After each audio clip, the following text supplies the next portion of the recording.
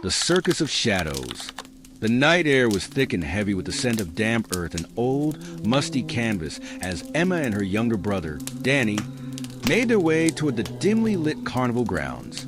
The flickering lights of the circus tents beckoned from beyond the tree line, casting strange, angular shadows on the path. Emma had heard the rumors about the place, how it appeared only under certain circumstances, how people whispered about its strange performers and bizarre acts. But she didn't believe in such things. Not really. It'll be fun, she reassured Danny, tugging gently on his sleeve. He was nervous, his eyes darting around in a half-light, as if he could feel the weight of the silence pressing down on him. He clutched his stuffed bear, its one eye hanging loose from years of use. But, Emma, they said people disappear.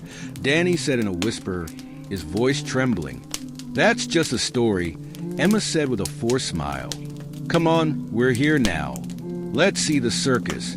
They had walked past the ominous signs advertising the greatest show on earth. But this one was different. The poster was faded and frayed, as if it had been there for decades. There were no smiling clowns or acrobats in sparkling costumes. Instead, it depicted a wide-eyed, wide-mouthed man with a grotesque, jagged smile, surrounded by what seemed to be monstrous, contorted figures. At the bottom, the words "Enter, if you dare" were scrawled in bold, crimson letters. Do you think it's real? Danny asked, his voice soft. I don't know, Emma admitted, but she had already decided. They had come this far, and nothing was going to scare her away. They approached the entrance, a towering arch of rotting wood with a faded banner that read The Circus of Shadows. A thick, musky scent of burnt incense mixed with something far less pleasant, like decaying meat. The heavy flap of the main tent hung before them, and Emma tugged it open. Inside, the atmosphere was unlike anything she had ever encountered. The circus tent was huge, stretching endlessly above them, its dark corners hidden in shadow. The air was stifling, as though the tent itself were holding its breath. The light from the torches lining the path cast distorted shapes against the canvas, and the sounds of distant laughter and strange music echoed through the night. A carnival barker with a crooked grin appeared from the shadows, his yellow teeth gleaming in the dim light. His face was gaunt, like a skull with a thin layer of skin stretched over it, but his eyes shone with an unsettling gleam. Welcome, welcome, he rasped, his voice hoarse yet strangely melodic. Step right in. The show is about to begin. Emma hesitated but pushed her doubts aside. The promise of something unusual, something unique, lingered in the back of her mind. With a reassuring smile at Danny, she took his hand and led him deeper into the tent. The crowd was small, almost too small for the scale of the circus. A few scattered families sat in the stands, their faces blank and expressionless, their eyes glazed as if they were in a trance. The performers, too, were unsettling. They moved with eerie precision, their bodies contorting in ways that didn't seem entirely human. A tall woman with porcelain skin balanced on a giant ball. But as Emma watched her, the woman's arms stretched unnaturally long, and her fingers curled into gnarled claws. Do you see that? Danny whispered, clutching her arm tightly. I see it, Emma replied, her voice tight. But it's just part of the show. But the more they watched, the more the line between what was real and what was staged seemed to blur. A man with a pale face and a wide-brimmed hat juggled flaming skulls that sent showers of sparks into the air. His smile was twisted, his eyes dark and hollow. Step right up, the barker called again, his voice echoing through the space. Come and witness the marvels, the impossible made real. Emma's stomach twisted, but Danny was tugging her forward. He had seen something that drew him like a moth to a flame. She followed him reluctantly, her heart pounding in her chest. They passed a row of cages, each holding an odd creature. Some appeared to be human, others animal, but none were entirely either. A man with the body of a lion, but the face of a grotesque, twisted clown, paced in one cage. Another cage held a woman whose legs were spindly and insect-like, her body wrapped in tattered, moth-eaten rags. "This is all wrong," Emma murmured, pulling Danny closer. But before she could lead him away, the barker appeared again, his thin hand reaching out to them. "Would you like to see the star of the show? The one who defies death itself?" Against her better judgment, Emma nodded. She didn't want to look scared in front of Danny. And besides, they had come this far. The barker led them down a narrow corridor, and as they entered a darker part of the tent, a soft, eerie melody began to play, emanating from an unseen instrument. They stopped before a tall, ornate cage, its iron bars gleaming in the dim light. Inside the cage stood a figure, cloaked in shadow. At first, it looked like a man, tall and thin, his back hunched. But as Emma looked closer, she realized that something wasn't right. His skin was pale, almost translucent, and his limbs seemed impossibly long. His face was hidden beneath a veil of darkness, but Emma could feel his eyes on her, as though they were burning into her very soul. Who is he?" Danny asked, his voice barely audible. "This," the barker said, "is the Shadow Man, a creature of the night, born from the deepest horrors of the human mind. He has been with us for as long as the circus has existed, and he never ages. A true marvel of the macabre." The figure in the cage tilted its head, and Emma felt her breath catch in her throat. She could see its eyes now, glowing faintly with an unnatural light. The Shadow Man reached out toward them, his long fingers curling like tendrils of smoke. "We must leave," Emma said urgently, pulling Danny away. But the barker's voice stopped them. "You cannot leave," he said with an unsettling calmness. "Not until the show is over. The show must have its finale." Before Emma could protest, the tent seemed to shift. The ground beneath them began to tremble, and the shadows of the performers stretched impossibly long. The crowd around them, once silent and motionless, now turned to stare at them with hollow, glassy eyes. They weren't people at all, not anymore. The performers began to move again, but their motions were jerky and unnatural, like puppets being controlled by invisible strings. The acrobat twisted in midair, her body folding in half, her limbs bending in ways that defied anatomy. The juggler's skulls flew toward Emma, but as they passed, they transformed into distorted faces, screaming in agony. "Get out!" Emma screamed at Danny, but her voice was drowned out by the cacophony of laughter and shrill, high-pitched music that filled the tent.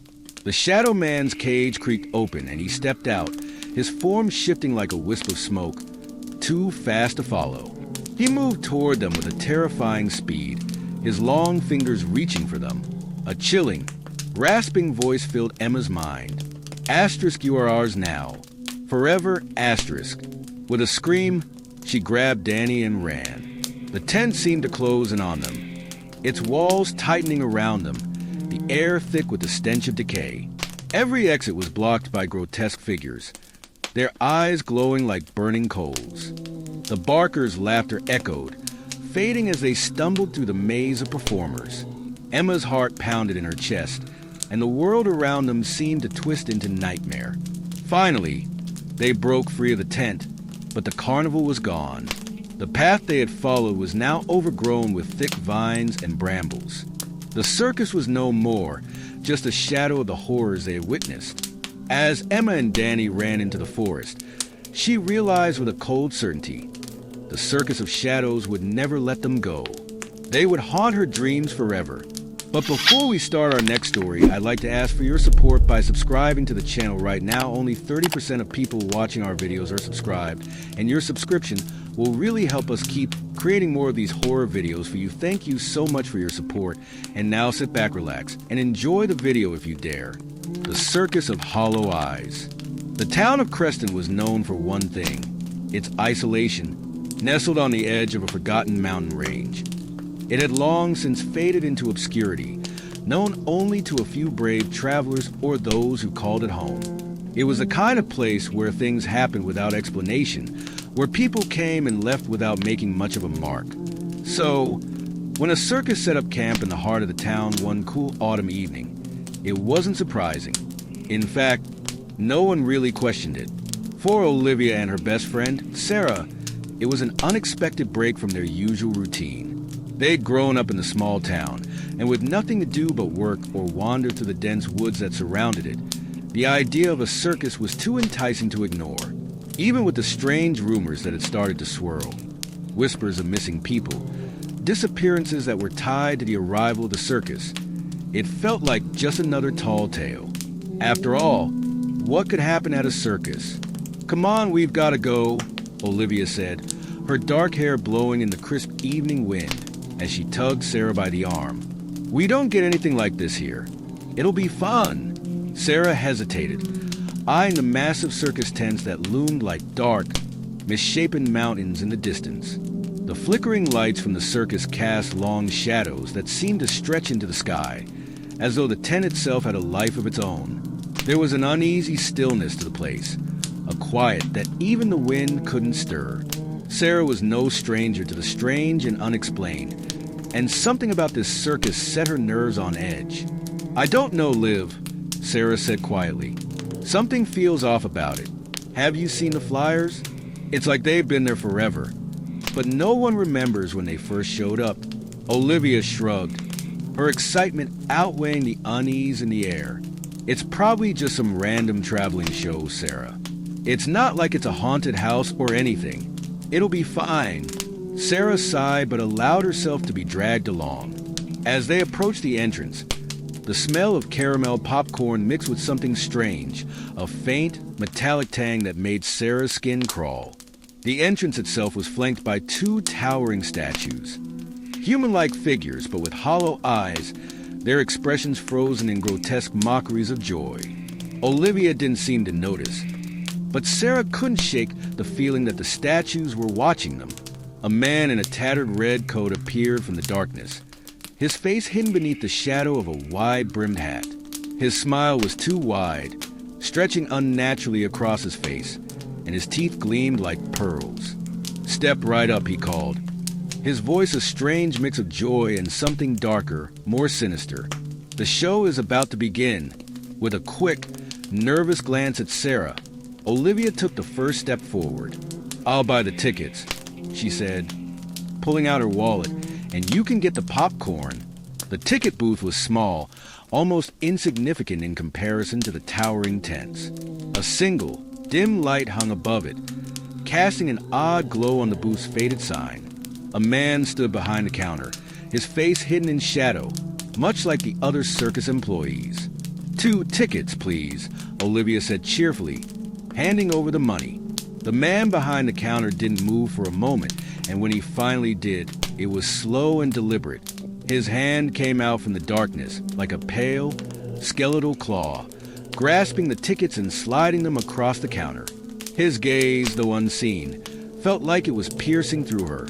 "Enjoy the show," he said, his voice low and gravelly, the words lingering in the air as if they had weight.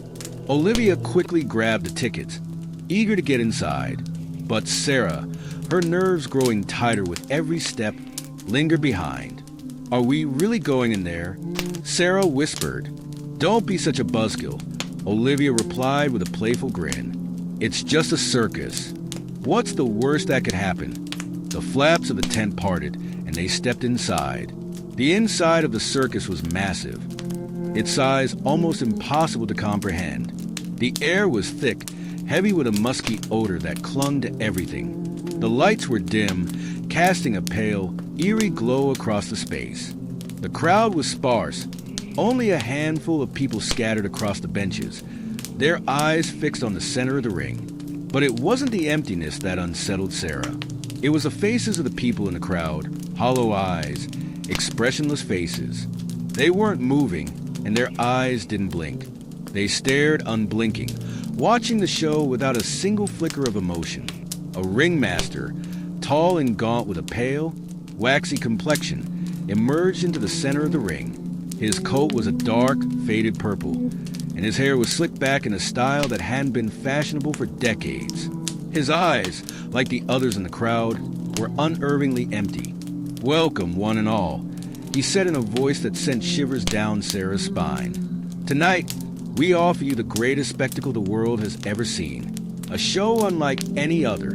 The lights flickered and the crowd shifted, almost as one, their heads turning toward the ring as though they were all hypnotized by the same force. Olivia squeezed Sarah's hand, but her friend wasn't paying attention. Instead, she was staring at the performers emerging from the shadows, her heart racing in her chest. The first act was a woman, her body thin and unnaturally long. She moved with a fluidity that didn't belong to any human being. Her joints seemed to bend and twist beyond natural limits as she performed an acrobatic routine in midair, her limbs stretching like rubber, her body spinning like a twisted marionette. The crowd watched, still and silent, as she contorted herself into shapes no one should be able to achieve. Sarah looked away, feeling dizzy, but when she glanced at Olivia, she saw her friend staring intently at the performer, her expression distant and unfocused. "Olivia," Sarah whispered. "Olivia, let's go." But Olivia didn't respond. Instead, she clapped along with the crowd, her face blank, her eyes wide and unblinking, exactly like the others. The next performer was even worse. A man with a bulbous head and a crooked smile shuffled onto the stage, his gait strange, as if his legs were made of rubber. His clothes were ragged, torn at the seams, and he reached into his mouth and pulled out long, twisted lengths of rope, swinging them in strange, hypnotic arcs. The ropes writhed like snakes, twisting around him as he danced. The audience, still silent, moved their hands in perfect unison, as though they were performing the same gestures in some unspoken ritual. Sarah's stomach churned. This was wrong. There was something deeply wrong about this circus, and she couldn't stay any longer. "Olivia, we need to leave now. Right now," Sarah urged, panic rising in her chest. But Olivia didn't move. Her body was stiff, her fingers clutched tightly around the armrest, her eyes locked on the stage, her face frozen in a look of eerie fascination. "Olivia," Sarah grabbed her friend's arm, shaking her hard. "Snap out of it." Olivia blinked, her eyes slowly refocusing as if waking from a deep trance. Her face was pale and her eyes, once full of life, were now vacant and glassy. "Olivia, what's wrong with you?" Sarah asked, her voice trembling. Olivia's lips twitched into a smile, but it wasn't a smile that belonged to her. It was wide and unsettling, like the mask of a clown. "You should stay," Olivia whispered, her voice soft and distant. "The show's just getting started." Sarah's heart hammered in her chest. The circus performers were closing in around them, their faces twisted in unnatural grins, their hollow eyes never blinking. The air around her seemed to press in, suffocating her as the ringmaster's laughter echoed through the tent. "Stay," he called, his voice like a command. "Stay, and you will become part of the show. Forever." Sarah turned, her feet moving before she even realized it. She shoved past the audience, her legs shaking with fear as she ran toward the exit. But when she reached the tent's flap, it didn't open. The walls had closed in. Behind her, Olivia's voice echoed faintly. "You'll be back. They always come back." Sarah backed away, her breath coming in ragged gasps, the horrifying realization sinking in. This circus didn't take people in for a night. It took them for good. And once you entered, there was no way out. Not unless they wanted you to leave. And Sarah knew deep down that she was never meant to leave. The last act. The sound of laughter echoed through the cavernous tent, reverberating off the walls and up into the rafters. The crowd, dark silhouettes against the muted glow of the circus lights, cheered for the spectacle unfolding before them. But inside the performer's tent, there was no applause. There was only the sound of trembling hands adjusting the edges of a costume, the quiet muttering of words spoken only to keep the nerves at bay, and a sharp intake of breath before stepping into the ring. Her name was Clarissa, a contortionist by trade, a gymnast by nature, and a circus performer by necessity. The circus had been her life for as long as she could remember. She had been born into it, a child of the red and white striped tents, the smell of sawdust, and the strange, mesmerizing atmosphere that only a traveling show could create. She had grown up performing in the back corners of various town fairs, hidden beneath the shadows of grander acts. But she had always loved it. The applause, the gasps, the feeling of being more than just a body. She was an artist, a performer, and the audience's delight was her fuel. Tonight, however, everything felt different. The ringmaster's voice boomed in her head as she prepared backstage. The usual excitement she felt before a show had been replaced with a heavy, foreboding dread. The music in the distance, the calliope, the horns, the haunting melody of a show about to begin, sounded far away, as if it were playing in another world entirely. She had been with the circus for years, and had worked for dozens of ringmasters. Some were kind, some were cruel, but none were like the one in charge now. His name was Darius, and his eyes were the color of midnight, their darkness swallowing up the light, giving nothing back. There was a strange power to him, a sinister magnetism that felt more like a curse than a blessing. The first time Clarissa had met him, he had whispered her name like a secret. She should have known then that something was wrong. But the circus was all she had known, and the thought of leaving it had never crossed her mind. Clarissa. Darius's voice crackled in her earpiece, a softest through the static. It's time. Don't be late. She stiffened, her fingers gripping the sides of the worn leather chair. The room felt colder now, the air thick with something oppressive. She had to perform. She didn't have a choice. This was her life, her livelihood. She stood up, feeling the weight of the costume, a tight, form-fitting bodysuit of shimmering black material, adorned with gold sequins that caught the dim light of the backstage area. It clung to her like a second skin, but tonight it felt suffocating, as though the fabric was too tight, as though something was constricting her chest.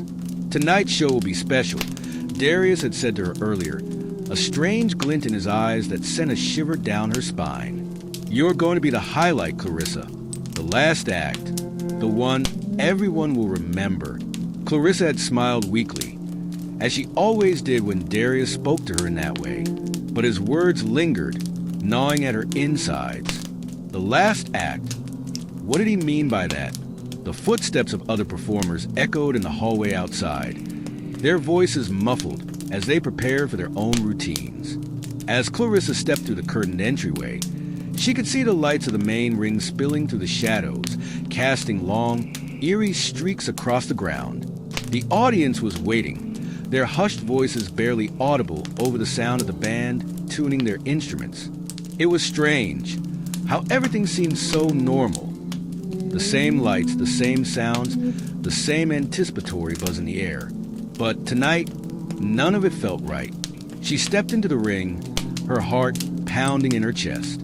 The spotlight hit her immediately, blinding her for a moment before her eyes adjusted. The audience was silent, watching intently, their eyes fixed on her every movement. Clarissa took a deep breath and began her warm-up, stretching her body into the familiar poses.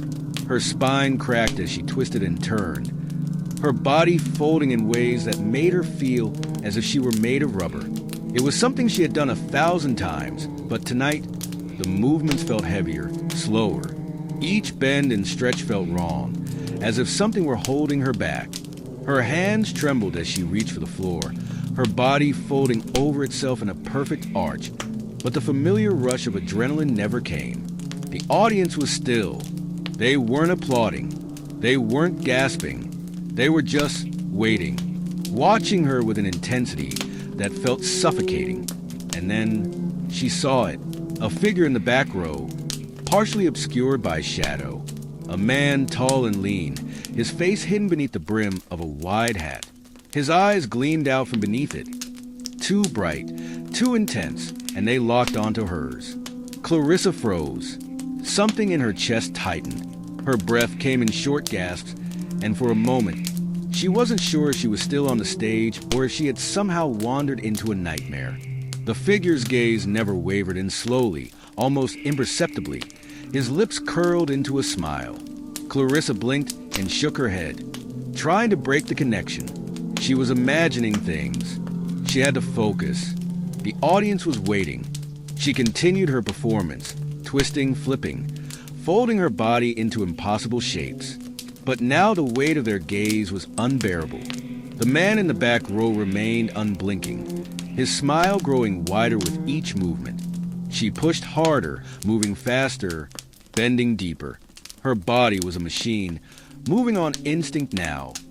Every fiber of her being screaming at her to stop. But she couldn't. Not while they were watching. Not while she was a star. Her muscles burned. Her joints screamed in protest, but she kept going. Just one more trick, she thought. Just one more move. But as she twisted her body into an impossible position, something snapped. Her shoulder, her leg, something inside her broke. The pain was immediate, sharp, excruciating, and she fell to the ground in a heap, her breath coming in ragged gasps. The audience was silent. Clarissa lay on the cold, hard ground, clutching her body in agony, but her eyes were fixed on the man in the back row. He hadn't moved. His smile hadn't faltered. But now, his eyes glowed even brighter, as if the darkness inside them was pulling her in. And then she heard a voice, not from the man, but from the air itself, a whispering voice that seemed to echo inside her skull. Your last performance is about to begin. Dread filled her chest like a weight, and she tried to move, to crawl off the stage, but her limbs wouldn't obey. She felt as though something was holding her down, anchoring her to the spot. Behind her, Darius's voice filled the tent. Ladies and gentlemen, he said, his tone strangely calm, you've witnessed her talent, but now you'll witness her true beauty. Clarissa's breath caught in her throat.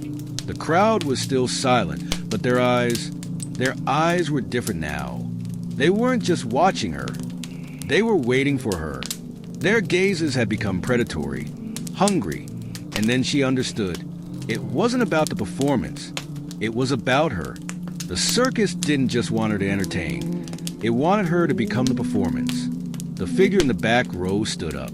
His movements were slow and deliberate, as though he were savoring each step.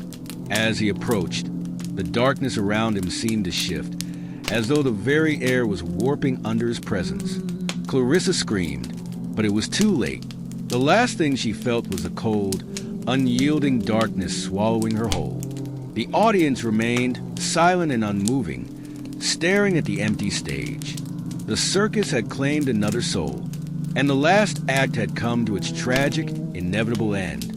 It was always like this. Always. And in the shadows, the figure smiled once more.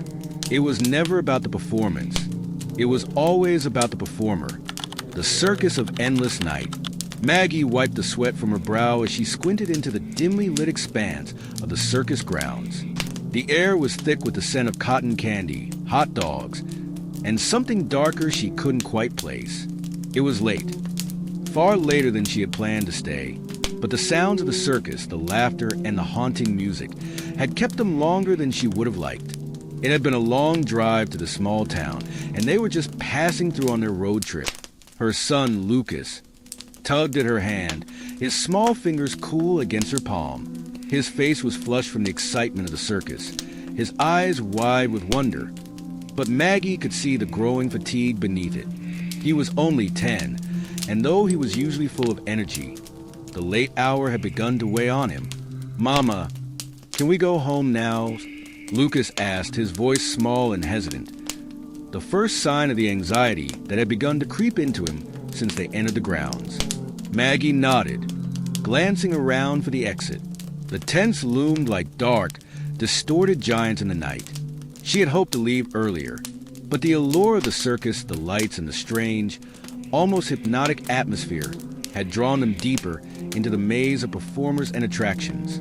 Now, as the night dragged on, the magic had started to wear off, and a sense of unease began to settle in her chest. "Let's find the exit, sweetie," Maggie said, squeezing his hand. But when she turned to lead him back the way they came, she realized something was horribly wrong. The path that had been so clear just moments before was now twisted and unfamiliar, the tents and booths she had passed now standing at odd angles, as if they had shifted in the time it took for her to glance away. "Where's the way out?" Maggie muttered under her breath. "Maybe we got lost," Lucas said, his voice trembling. No, we're fine," Maggie reassured him, though her words felt hollow. She had always been the one to keep them both grounded, the steady force when everything else seemed uncertain. But now, she was unsure. They retraced their steps, or at least, she thought they were retracing their steps. The sounds of the circus had faded into the background, leaving only a heavy silence, interrupted only by the distant clang of a bell and the eerie creak of old canvas. After a few more minutes of walking, Maggie stopped, her heart pounding in her chest. The tents around them had grown darker, the shadows stretching longer.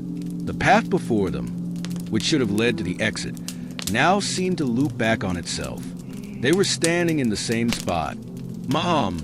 Lucas's voice cracked, and Maggie turned to see his wide, terrified eyes staring up at her. Her throat tightened as she looked around. There were no familiar faces, no other visitors milling about, no performers in the distance. The circus was quiet now, too quiet. A low, eerie hum filled the air, as though the place itself were breathing. The whole scene felt like a dream, or a nightmare. "It's okay, Lucas," Maggie said, but her voice was strained. "We'll find the exit, I promise." She tried to push forward, but each step seemed to take them further into the maze of tents. The air felt thicker now, harder to breathe. The ground beneath their feet shifted, suddenly soft, then hard again, as though the entire circus was alive, changing around them. The laughter that had once echoed from the midway was replaced by something darker, low whispers, as if the very fabric of the circus was talking to them. "Do you hear that?" Lucas whispered, his small body pressed against Maggie's side. She nodded, her pulse racing. The whispers were faint, but they were unmistakable. The sound seemed to come from all directions at once. Words, garbled and incomprehensible, as if 1,000 voices were speaking at once. It made her skin crawl, the sensation like fingers brushing against her spine. Suddenly, a figure stepped out of the shadows ahead of them. Maggie froze, her breath catching in her throat. It was a man, tall and thin, his face hidden by the shadows of his wide-brimmed hat. His clothes were tattered, his posture hunched, as if he had been bent and twisted by time itself. He stood motionless, his head cocked to the side as if waiting for them to speak. "Can I help you, my dear?" His voice was smooth, too smooth, and sent a chill through Maggie's bones. We're just trying to find the way out," Maggie said, forcing herself to take a step forward. The man's dark eyes gleamed from beneath his hat, empty and void of any humanity. "Ah, the way out," he said softly, as though savoring the words. "There are many ways out, but not all of them lead to where you think you'll go." Maggie's heart thudded in her chest. She had heard the stories, the rumors that circuses like this one had a way of trapping people, that the performers and visitors alike were lost to the show, never to be seen again. But she had never believed them. "Just tell us where the exit is," she said, her voice sharp. She wasn't going to let this strange man intimidate her. Not with Lucas here. The man tilted his head further, his smile stretching wider, impossibly wide. "You'll find it eventually," he said, the words dripping with mockery. "But you must play the game first." Before Maggie could respond, he vanished into the shadows, his figure dissolving into the night as if it had never been there at all. Maggie felt her pulse quicken. "We need to go. Now." But Lucas wasn't listening. He was staring at something in the distance, his face pale and frozen in fear. "Mama, look," he whispered. Maggie followed his gaze and froze. At the far end of the path stood a towering figure, a performer, perhaps, though unlike any performer she had ever seen. His body was tall and impossibly thin, his face obscured by a mask of porcelain, its expression frozen in a grotesque smile. He was holding a cane, twisting it in his hands like a prop, and as he stepped forward, his movements were jerky, unnatural, like a marionette being pulled by invisible strings. "Who is that?" Lucas asked, his voice barely audible. Maggie didn't answer. She couldn't. Her legs felt heavy, rooted to the spot. She wanted to move, to flee, but her body wouldn't obey. The figure took another step, and then another. The silence around them was suffocating. Every movement, every shift in the air seemed magnified, echoing through the empty circus grounds. "Mama, Mama," Lucas cried, his voice breaking the spell that had frozen Maggie. He tugged at her sleeve, his eyes wide with terror. Suddenly, the figure lunged toward them, faster than should have been possible, its hand reaching out with unnatural speed. Maggie screamed, yanking Lucas back with all her strength. They turned and ran, the path twisting around them, disorienting them, forcing them to go deeper into the maze. She could hear the sound of footsteps behind them, but when she glanced back, the figure was gone. The whispers returned, louder now, pressing against her mind, urging her to listen. "Mama, I'm scared," Lucas sobbed, his hand clutching hers. "I know, baby, I know," she said, fighting back her own terror. But in the back of her mind, a horrifying thought grew. They weren't just lost, they were trapped, and the circus was not letting them go. Just as Maggie felt her strength beginning to fail, Lucas tugged her hand. "Mama, look!" Through the fog of panic and fear, Maggie followed his gaze. There, at the far end of the tent, was a small opening, a gap between two large tents. The path was clear. Is it real?" Maggie asked, her voice shaking. Lucas nodded, eyes wide. "It's the exit, Mama." With no time to second guess, Maggie grabbed his hand, and together they ran towards the opening. The ground beneath them seemed to shift, the circus seeming to close in around them, but they kept going.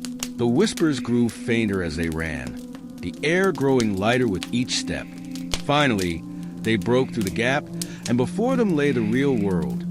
The parking lot, the cars, the road leading back to the hotel. The circus behind them felt like a fading dream, the tents now distant and surreal. They were outside, free, bathed in the soft glow of the streetlights. Maggie collapsed to her knees, breathing in the cool night air as Lucas clung to her, his face buried in her shoulder. "We're safe," she whispered, hugging him tightly. "We're safe." The circus was gone.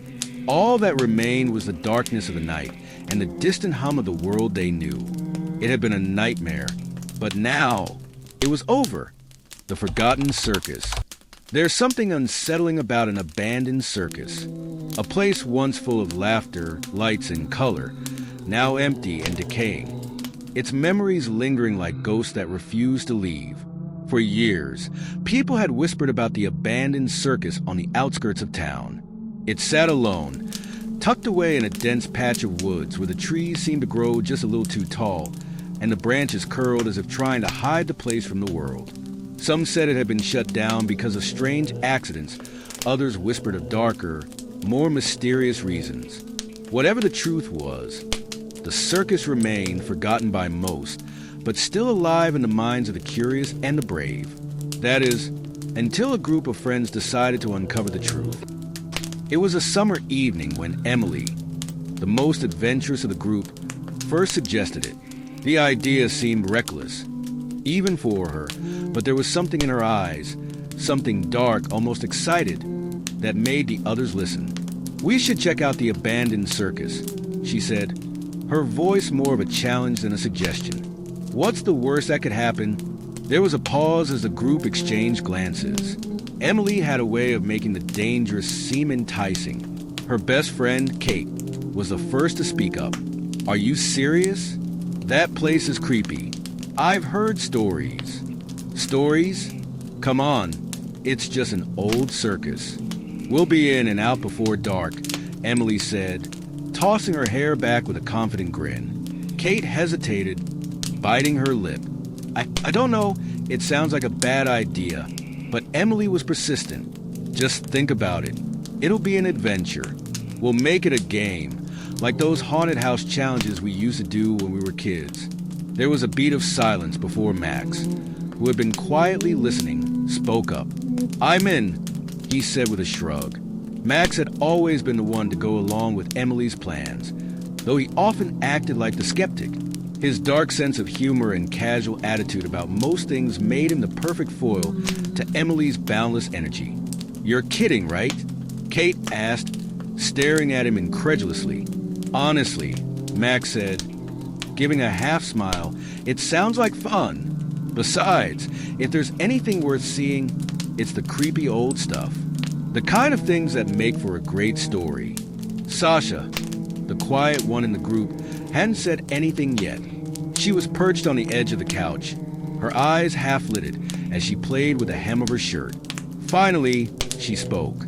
"I'll go if you all go, but I'm not staying if things start getting weird." The group laughed. Sasha was usually the voice of reason, the one who steered them away from danger.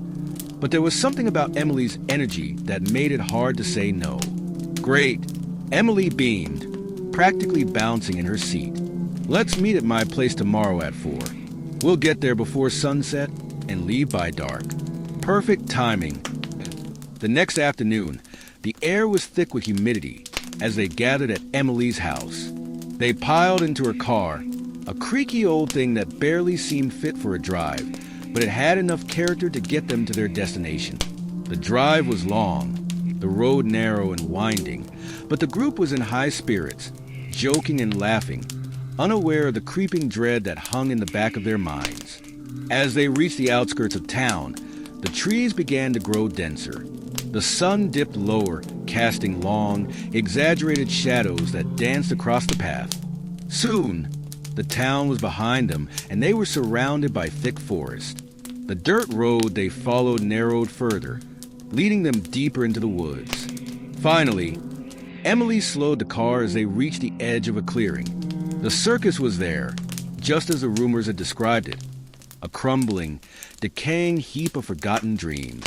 The tents were tattered and shredded, hanging like giant rags, while rusted Ferris wheels and broken roller coasters loomed in the distance, their once bright colors now faded and peeling. "This is it," Emily said, her voice quieter now, almost reverent. The group got out of the car, and they all stood in silence, staring at the remnants of the circus.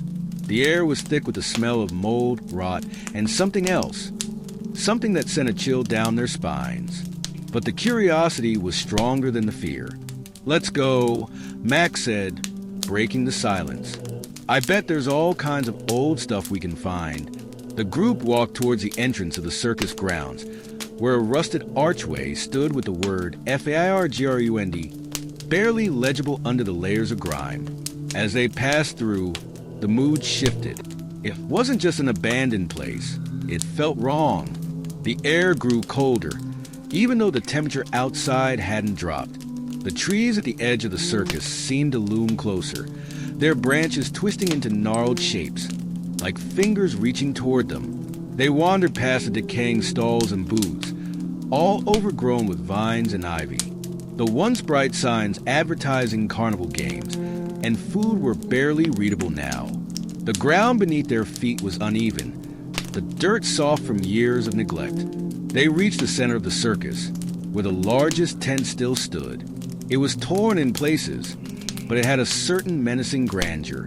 The structure groaned and creaked as if the very bones of the circus were alive and watching them. Emily led the way, her flashlight cutting through the darkness. "I've always wanted to go in there," she said, her voice a mix of excitement and something else, something darker. The group hesitated, but eventually they followed her inside. The light from their flashlights barely illuminated the expanse of the tent. Inside, everything was frozen in time, as though the circus had just closed for the night and never reopened. The center ring, long since abandoned, was covered in dust, the remnants of old equipment scattered about, ropes, poles, and broken props. It felt surreal, like stepping into a forgotten memory. "Let's split up," Emily suggested. "We'll cover more ground that way." Max rolled his eyes but nodded. "Fine, but I'm not sticking around if things start getting too weird." They separated, walking through the various rooms and structures within the tent. Emily and Kate headed toward the back, while Max and Sasha explored the side areas. The circus was never abandoned. Not truly. It didn't take long for them to find something unsettling. Kate was the first to notice it. A mirror, cracked and covered in a thick layer of dust, stood at the far end of one of the smaller rooms. There was something wrong about it, the way it seemed to shimmer in the dim light. Kate reached out to touch the glass, but before she could, a sound, a soft whisper, barely audible, came from the mirror. "Kate, come closer." Kate froze. The voice was unmistakable, though it sounded far off, as though coming from behind the glass. She stepped back, feeling a shiver crawl up her spine. "What was that?" she whispered. Emily didn't answer at first. She was staring into the mirror now, her eyes wide, her hand hovering just above the surface. I think it's just the wind," Emily muttered, but her voice wavered. But Kate was no longer listening. She backed away, her heart racing. There was something deeply unsettling about the mirror, something that made her skin crawl. She turned to leave, but as she did, a sudden rush of wind slammed into her, knocking her back into the mirror. And then everything went black. Max and Sasha heard the crash. They rushed toward the source of the noise, their flashlights dancing across the room until they found Kate. She was unconscious, her body sprawled on the floor in front of the shattered mirror. Emily was kneeling beside her, her face pale. "What happened? What did you see?" Max asked, his voice tinged with panic. "I don't know. She just fell," Emily said, but her eyes darted to the mirror. Max followed her gaze and froze. There, behind the cracks in the mirror's surface, something was moving. Shadows twisted, forming shapes, figures that didn't belong. They were faint at first, but as Max and Emily watched, they grew clearer. Faces began to appear in the glass, faces that shouldn't have been there. Pale, twisted faces, some smiling, others grimacing in agony. "Get away from it," Sasha shouted, grabbing Emily's arm and pulling her back. But it was too late. The shadows in the mirror began to stretch out, as if reaching for them.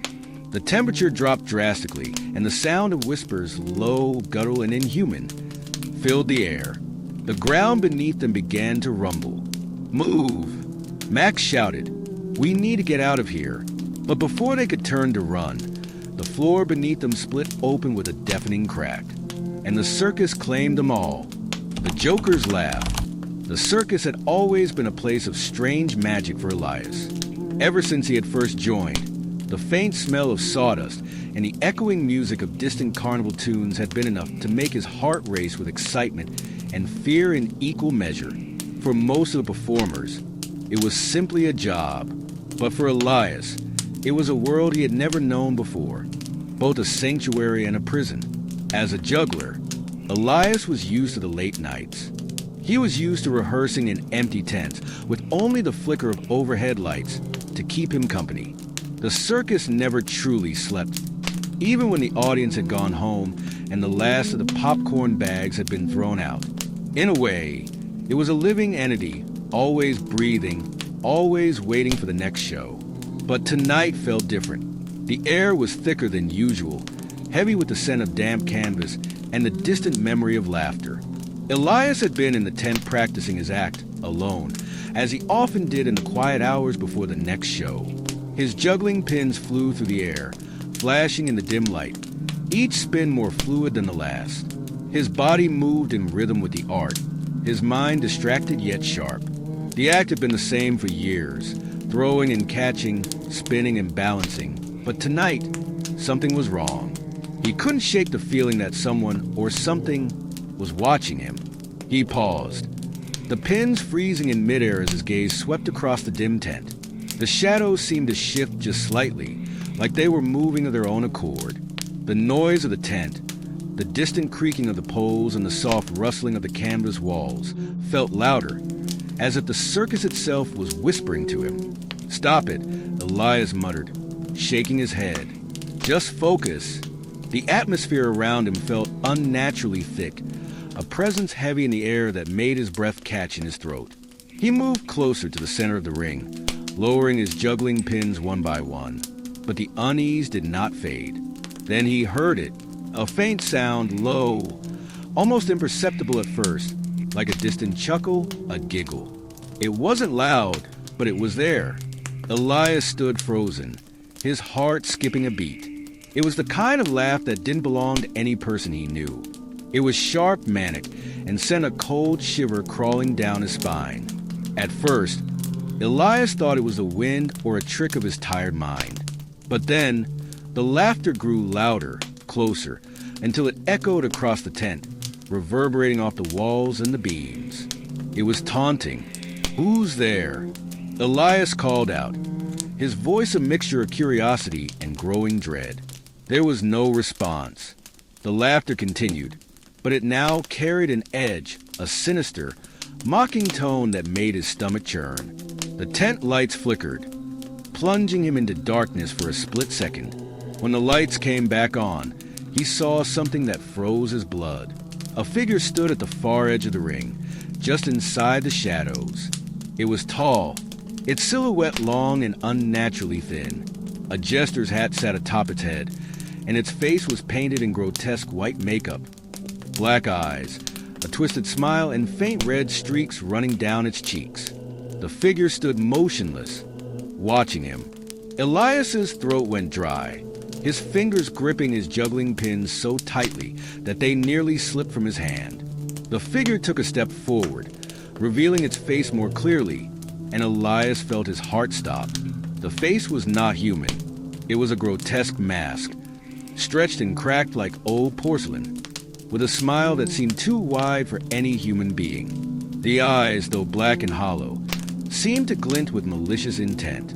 "Who are you?" Elias asked, his voice trembling. The figure didn't speak. Instead, it tilted its head in a manner that was not quite human, its movements jerky and unnatural. Then, it laughed again, the same manic, twisted sound that seemed to vibrate through the very air around them. It was a laugh that didn't belong in this world, a laugh that echoed in Elias's bones. "You shouldn't be here," the figure finally whispered, its voice distorted, as if it were layered with 100 different voices, all laughing. The circus performer staggered back, his feet tangling in the ropes that lined the ring. His breath was shallow, panic setting in as the air around him seemed to grow colder with each passing second. "What do you want?" Elias demanded, his eyes wide with fear. The figure remained silent, but its smile grew even wider, stretching impossibly across its face, as though mocking him. Suddenly, the lights flickered again, and when they returned, the figure was gone. Elias's heart hammered in his chest as he spun in a circle, searching the shadows, his breath coming in quick, shallow gasps. He didn't know whether to run or stay, whether he was imagining it all or if something truly malevolent had entered the tent. The eerie laughter echoed again, but this time it was all around him. Elias turned to face the sound, but no matter where he looked, there was no sign of the figure. The laugh grew louder, more frantic, like it was closing in on him, drowning out everything else. His pulse raced, and his body screamed for him to leave. "Stop it," he shouted. But his voice was lost in the overwhelming noise of the laughter. He stumbled back toward the exit, but as his hand reached for the flap of the tent, the world around him shifted. The exit was no longer there. The familiar shape of the tent had changed. It was as if the circus itself had closed in on him, trapping him inside. He turned, frantically searching for any way out, but the tent seemed to stretch on forever. His breath quickened. The shadows were thick now, suffocating. And then, just as quickly as it had started, the laughter stopped. The silence that followed was even worse. Elias's mind raced. He couldn't make sense of what was happening. "Leave," a voice whispered in his ear, and Elias spun around, his eyes wild. The figure was standing in front of him once more, its mask only inches from his face. The smell of rot and something metallic filled his nose. It leaned closer, and Elias could see cracks in the mask, as if it was not just a mask, but the very flesh beneath the paint was decaying. "Leave, or you'll stay forever," the figure whispered again, its voice dripping with malice. Elias staggered back, his legs weak beneath him. The figure's twisted smile seemed to mock him as he backed into one of the tent poles, and the laughter started up again, louder, more shrill. He was trapped. Panic surged in his chest as his mind raced for an escape, but his body felt paralyzed, as if the circus itself was keeping him here. And then, through the thickening shadows, he saw something. A door. A real door. It was old, made of dark wood, with brass handles that gleamed faintly in the dim light. It stood at the far end of the tent, and for the first time, Elias felt hope. He took a step forward, but then, without warning, he was slammed into the wall of the tent. The force knocked the wind out of him, and as he stumbled back, he saw the figure standing before him once more, its wide smile splitting its face in half. "You can't leave," it whispered. The door was gone. Elias's breath came in ragged gasps as he spun around, looking for a way out, but everything had changed. The circus was no longer a place of vibrant colors and laughter. It was a labyrinth of shadows, of cracked faces and empty smiles. The figure, the Joker, was everywhere now, laughing, watching, waiting. Elias knew then that he would never leave. The circus had claimed him, just like it had claimed the Joker before him. And so, Elias remained, his laughter joining with the others, forever.